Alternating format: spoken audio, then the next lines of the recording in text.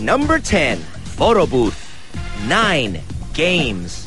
8, giveaways or souvenirs. 7, entrance. 6, dance. 5, cake. 4, invitation.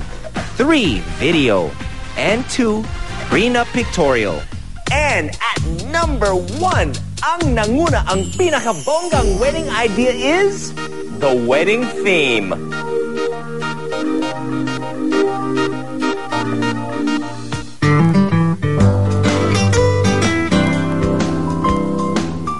Once upon a time, white is the only color of choice for weddings. Soon, couples tried out other colors as motifs. Now they can exchange I-dos wearing whatever color they want.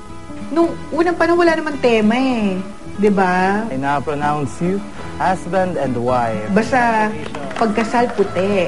Diba? Or kapag ka nag-beige ka nga, parang chismisin ka pa eh. Ay siguro, hindi na ano. Or baka buntis, kaya hindi puti, diba? Hindi na uso ngayon yung basta magpakasal ka at kakain lang kayo sa reception. Ngayon talagang may thematic na siya, element. Of course, when they say themed wedding, it's not just limited to the dominant color. You can do Lord of the Rings inspired. Nalunar Hantuva Yaero Akari. Star Wars inspired.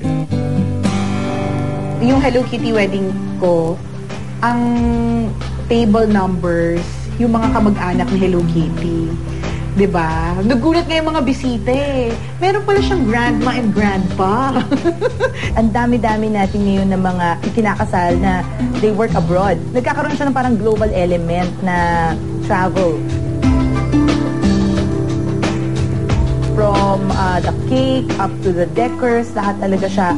Mula siyempre sa imbitasyon hanggang sa makikita ng pangkalahatan na bisita nila yung kaloob-looban na reception nila, mula sa table number, mula dun sa pangalan na binibigay natin sa mga bisita when they come into the registration, and then of course to the colors na makikita nila sa mga entourage nila, sa mga bulaklak na hawak ng mga entourage nila, hanggang sa program na gagawin namin sa reception program. Where do couples get their inspiration for their chosen theme?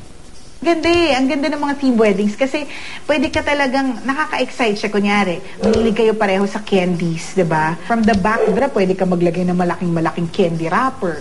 O di naman kaya candy wrapper yung invitation mo.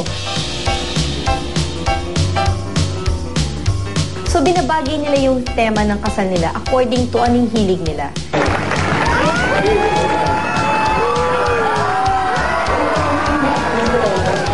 Hindi yun para kung ano yung nakikita nila or napapanood nila. Madalas karamihan kung ano yung personality nila, kung paano sila nagkakilala. Pwede sila mas maging creative. Dahil kasal nila ito, sila naman ang gumagastos, pwedeng masunod kung ano talaga yung mga pinapangarap nilang ideas para sa kanilang kasal.